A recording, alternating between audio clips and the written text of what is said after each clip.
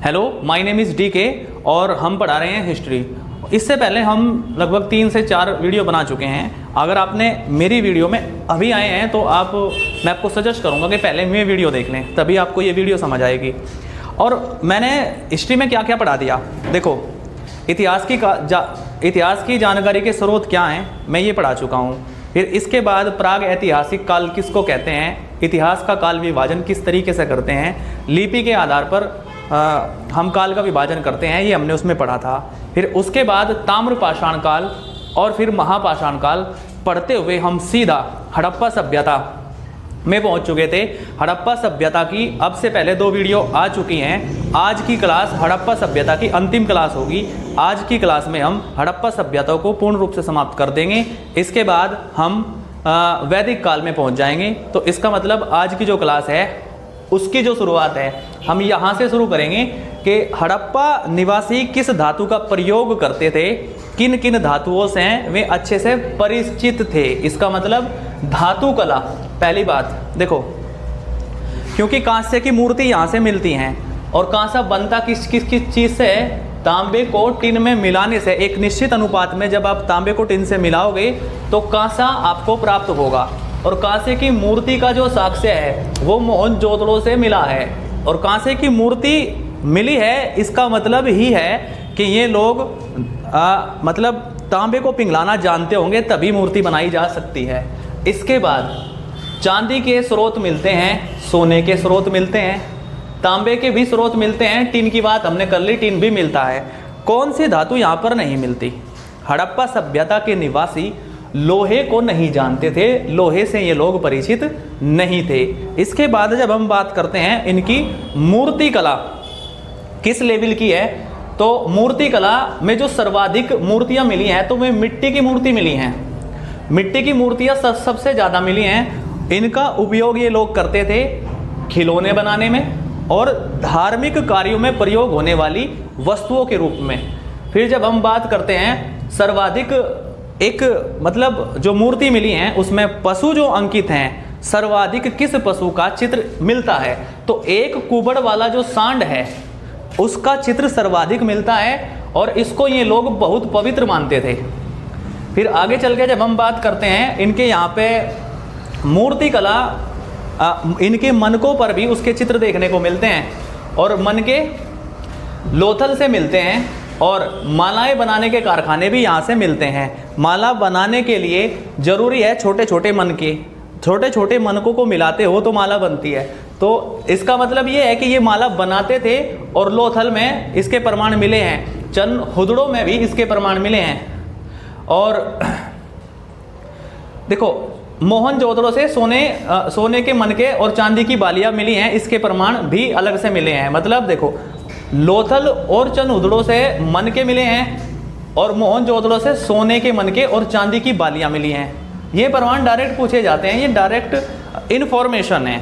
किसी भी बुक में आप ज़्यादातर देखो तो में इन्फॉर्मेशन बेस्ड हैं, लेकिन ये आता किस में है, तो मूर्ति कला में है। इसके बाद एक छोटा सा मतलब एक सब हेडिंग है कि क्या ये लोग विज्ञान से परिचित थे। देखो विज्ञान का यहाँ मतलब ये नहीं है कि ये लोग जहाज उड़ाते थे। अगर ये मूर्तियाँ बना रहे हैं तो मूर्ति को बनाने के लिए धातु को पिघलाने की विधि इनको आती होगी। अगर ये मकान बना रहे हैं तो मकान के लिए जो ईंटें चाहिए उनका एक निश्चित अनुपात चाहिए और अनुपात भी लंबाई चौड़ाई ऊंचाई के हिसाब से चाहिए। इस वजह से इसका मतलब ये वैज्ञानिक पद्धति से परिचित थे। तो इन्हीं हेडिंगों से हम समझेंगे किस किस लोगों मतलब किन किन विधियों से ये परिचित थे, कौन कौन सी विधियों में ये वैज्ञानिक पद्धति का उपयोग करते थे। जैसे हम धातु विज्ञान की बात करते हैं, धातु पिघलाने के साक्ष्य अभी थोड़ी देर पहले बताया मिले हैं, तो ये धातु विज्ञान से परिचित थे। माप तोल प्रणाली हमने कल बात की थी कि यहाँ पे ताजू के मतलब जो तराजू है, तराजू के साक्ष्य मिले हैं, तो ये माप तोल प्रणाली से भी परिचित थे।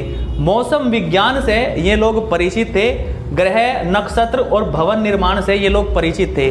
भवन निर्माण की बात हमने कल भी की थी कि इनके नगरों में भवनों का विभाजन पूर्व और पश्चिम भाग में है। पश्चिम के भाग को दुर्ग कहा जाता है, पूर्व के भाग को निचला नगर कहा जाता है।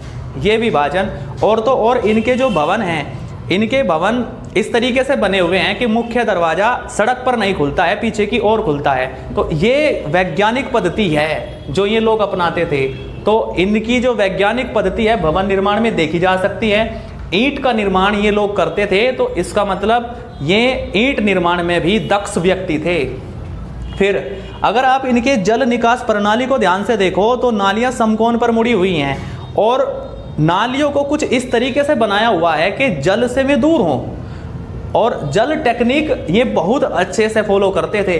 और तो और जल का संरक्षण करने के लिए इनके पास जलाशय मौजूद हैं। वर्षा के जब दिन गुजर जाते होंगे तो ये उस पानी का उपयोग कर लेते थे। इसका मतलब जल संचयन प्रणाली से ये लोग परिचित थे, और ये एक वैज्ञानिक पद्धति है जो काफ़ी लंबे समय के बाद कोई समाज प्राप्त करता है। इसके बाद कालीबंगा से कंकाल के साक्ष्य मिले हैं, और उस कंकाल में एक खास ऐसा लगता है, जो कालीबंगा से कंकाल मिला है, ऐसा लगता है कि उसका ऑपरेशन करने का प्रयास किया गया है। इसी को बोलते हैं शल्य चिकित्सा। तो कहीं ना कहीं ये लोग शल्य चिकित्सा में भी दक्ष होने के प्रमाण शायद इनके मिलते हैं। शायद लगाना जरा जरूरी होगा, क्योंकि पूर्ण रूप से प्रमाणित करना मुश्किल है इस पॉइंट को।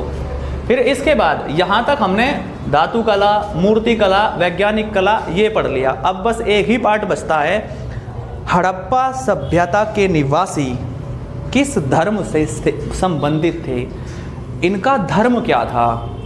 अब देखो, किसी भी सभ्यता के धर्म का पता करने के लिए जरूरी है उनके द्वारा लिखा हुआ साहित्य हम पढ़ लें, क्योंकि देखो धर्म, किस धर्म को ये लोग पढ़ते हैं इसकी जानकारी मिलती है तत्व मीमांसा से, और तत्व मीमांसा मिलना बड़ा मुश्किल होता है क्योंकि वो साहित्य में लिखा होता है।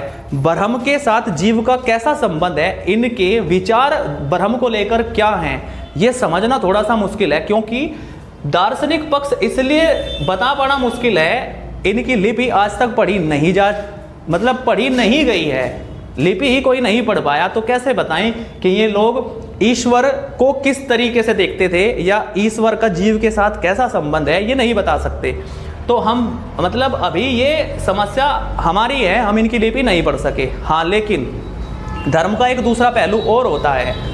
अगर आप चाहे जिस भी धर्म से हों, एक धार्मिक पुस्तक है जो सिद्धांत है धर्म के सिद्धांत, एक है कर्म कांड, जैसे पूजा करना, जैसे किसी मूर्ति की पूजा करना या यज्ञ करना, ये कर्म कांड है। अगर आप ध्यान से देखो तो यहाँ से अनुष्ठानिक पक्ष का पता लगता है, जैसे यहाँ से मूर्ति मिली है, तो इसका मतलब अगर मूर्ति है तो ये पूजा करते थे, और यहाँ से पशुपतिनाथ शिव की पूजा करने के साक्ष्य मिले हैं, और तो और वृक्ष पूजा, नाग पूजा, अग्नि पूजा यहाँ से मिले हैं। और देखो, एक समाधि में अगर आप एनसीईआरटी की बुक उठाओगे, उसमें एक कंकाल मिला है, उस कंकाल के आसपास मन के रखे हुए हैं, कुछ सामान रखा हुआ है। मरने के बाद भी परलोक की कामना ये लोग करते थे, परलोक में शायद ये लोग विश्वास करते थे, इसलिए मरने वाले व्यक्ति के लिए सामान वहाँ पे छोड़ते थे, ऐसा इतिहासकार अनुमान लगाते हैं। तो समाधि से मिलने वाले सामान, जैसे पारलौकिक जीवन का पता लगता है, पारलौकिक जीवन में इनकी आस्था थी। फिर जब हम बात करते हैं, ठीक है, ये हड़प्पा सभ्यता थी, खुदाई के दौरान पता लगा नगरीय सभ्यता थी, धातु से परिचित थे, मूर्ति कला से परिचित थे, वैज्ञानिक पद्धति थी। तो फिर ये सभ्यता, इतनी बड़ी सभ्यता धरती के अंदर कैसे समा गई, पूरी सभ्यता ही नष्ट हो गई, सदियों तक किसी को पता नहीं चला। और अगर ये सभ्यता पूरी जमीन के अंदर समाई तो इनके पतन का कारण क्या है। देखो, इस पॉइंट पे बहुत बहस है। हर इतिहासकार ने अपने जो है ना तर्क दिए हैं, और कमाल की बात ये है कि हर तर्क के पीछे उनके बढ़िया रिसर्च हैं, जब उसी के बाद तर्क दिए जाते हैं। तो हम केवल ये पढ़ेंगे किस वैज्ञानिक ने क्या कहा। हड़प्पा सभ्यता का पतन, एक वैज्ञानिक हैं गॉर्डन चाइल्ड और मार्टिलर व्हीलर, इन दोनों ने कहा कि देखो, आर्यों ने आक्रमण इन सभ्यता के ऊपर किया, इन लोगों के ऊपर आक्रमण किया और पूरी सभ्यता का विनाश कर दिया। तो इसका मतलब आर्यों को दोषी ठहराते हैं गॉर्डन चाइल्ड और मार्टिलर व्हीलर। ये डायरेक्ट प्रश्न आता है कि किसके क्या तर्क हैं। फिर ज़्यादातर जो इतिहासकार हैं वे पारिस्थितिक असंतुलन को दोषी ठहराते हैं। पारिस्थितिक असंतुलन में बाढ़ उसका कारण होता है, और जलवायु उसका कारण होता है, महामारी उसका कारण होता है, नदी मार्ग में परिवर्तन उसका कारण होता है। हमें 4 के 4 पॉइंट समझने हैं। जैसे बाढ़ से इनका पतन हुआ कि एक व्यापक रूप से बाढ़ आई और बाढ़ में पूरी सभ्यता समा गई। लोग पता नहीं कहाँ गए, लेकिन बाढ़ के कारण पूरी सभ्यता ही लुप्त हुई। ये कहा था मैके जॉन मार्शल। फिर एक व्यक्ति है जिनका नाम है आरएल स्टाइन।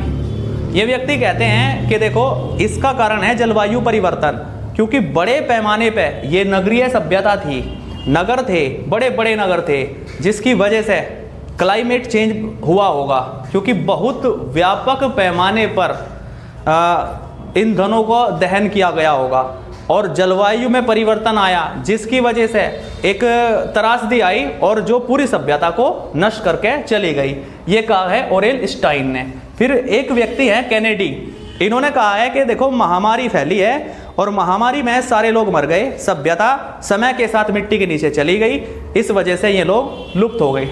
एक व्यक्ति हैं लेब्रिक एंड डेल्स। 2 व्यक्ति हैं ये, लेब्रिक एंड डेल्स। इन्होंने कहा देखो, जो नदी पहले जिस रास्ते से बह रही थी, बाय द वे अगर नदी इस रास्ते से बह रही थी, अचानक से इस नदी ने अपना मार्ग बदला, इस रास्ते से बहना शुरू कर दिया। अब नदी अपने साथ सब कुछ बहा ले जाती है, इस वजह से इसके नदी के किनारे बसे हुए नगर इस चीज को झेल नहीं पाए और नदी ने सबको डुबा दिया। तो ये बात ध्यान रखना, किसके क्या मत हैं, ये डायरेक्ट प्रश्न आता है। एक बार और दोहरा दूं, आर्यों के आक्रमण का सिद्धांत गॉर्डन एंड चाइल्ड का है, मार्टिलर व्हीलर का है, और पारिस्थितिकी असंतुलन में बाढ़ के पतन का कारण मैके जॉन मार्शल का है, जलवायु परिवर्तन कारण ओरेल स्टाइन का है, महामारी का कारण कैनेडी का है, और नदी में परिवर्तन का कारण लेब्रेक और डेल्स का है। यहाँ जो है हमारी जो क्लास है हड़प्पा सभ्यता पूर्ण रूप से खत्म कर चुकी है। इसके बाद अब हम चलेंगे सीधा वैदिक काल पर। देखो, जब हम वैदिक काल की बात करते हैं तो उसका टाइम पीरियड 1500 बीसी से 600 बीसी लोग मानते हैं इतिहासकार, इसी को सर्वाधिक मान्य मानते हैं। तो जो सर्वाधिक मान्य होता है मैं उसी का इस्तेमाल करता हूं। इतिहास को लेकर कभी भी इस चीज के लिए नहीं लड़ना चाहिए, क्योंकि हर इतिहासकार के अपने अपने मत हैं। जैसे इसको भी हम 2 पार्ट में देखते हैं। एक है ऋग्वैदिक काल। यहाँ पे ऋग्वैदिक काल कहने का मतलब है ऋग्वेद में मिलने वाली सूचनाओं के आधार पर जो हमने इतिहास का अध्ययन किया है, उस काल को हम कहते हैं ऋग्वैदिक काल। इसके बाद ऋग्वैदिक काल के बाद उत्तर वैदिक काल का मतलब इस काल के जो लोग थे, इन्होंने जीवन शैली अपनाई, उसमें व्यापक परिवर्तन देखने को मिले, उस काल को हम कहते हैं उत्तर वैदिक काल। इसका टाइम पीरियड 1500 बीसी से 1000 बीसी, फिर इसका टाइम पीरियड 1000 बीसी से 600 बीसी। ऋग्वैदिक काल का भूगोल हम आज इस क्लास में पढ़ लेंगे और कल हम इसके सामाजिक, आर्थिक, राजनीतिक एवं वैज्ञानिक सभी पहलुओं में बात करेंगे। आज की क्लास केवल थोड़ी इंफॉर्मेटिव क्लास है वैदिक काल की। देखिए, जब हम ऋग्वैदिक भूगोल की बात करते हैं तो वैदिक भूगोल में ऋग्वेद में डायरेक्ट मिलता है कि आर्य सप्त सैंधव प्रदेश के निवासी थे। और यहाँ पे सप्त सैंधव प्रदेश कहने का मतलब है कि एक तो सिंधु नदी, दूसरी है सरस्वती नदी, और सिंधु और सरस्वती की सहायक 5 नदियाँ इसका उल्लेख है। जैसे पहले नंबर की है वितिस्ता, आज उसको झेलम कहते हैं, अकिस्नी, चेनाब, परुष्णी आज की रावी, विपाशा, व्यास, और सतुद्री ये है आज की सतलज। इसको इसी क्रम में याद रखना, इसी के साथ, क्योंकि कभी कभी मेल पूछा जाता है। वितिस्ता झेलम नदी, अकिस्नी, चेनाब, परुष्णी, रावी नदी, विपाशा, व्यास, सतुद्री, सतलज नदी। और जब हम बात करते हैं आर्यों की सबसे महत्वपूर्ण नदी, उसका नाम है सिंधु, और सबसे पवित्र नदी आर्यों की वो है सरस्वती। और इसी को ऋग्वेद में नदी तम कहा गया है। सबसे पवित्र नदी इनकी सरस्वती है। गंगा का केवल एक बार जिक्र मिलता है, मतलब गंगा से शायद ये ज्यादा परिचित नहीं थे, हिमालय से परिचित थे और यहाँ से मूज बंद ये प्राप्त करते थे आज का सोम। अच्छा, दक्षिण में कहाँ तक फैले थे? तो अरावली जो पर्वतमाला है, अरावली पर्वतमाला से ये लोग परिचित हैं, इसके जिक्र देखने को मिलते हैं। मरुस्थल को ये उस वक्त धन्व कहते थे। मरुस्थल से इसका मतलब ये लोग परिचित थे, समुद्र से ये लोग परिचित नहीं थे। तो कल की वीडियो हमारी जो होगी वो होगी वैदिक कालीन सामाजिक, आर्थिक, राजनैतिक और धार्मिक जो विशेषताएं हैं उसको लेकर। अगर आप इस वीडियो में यहाँ तक हैं तो आपका बहुत बहुत धन्यवाद। Thank you very much.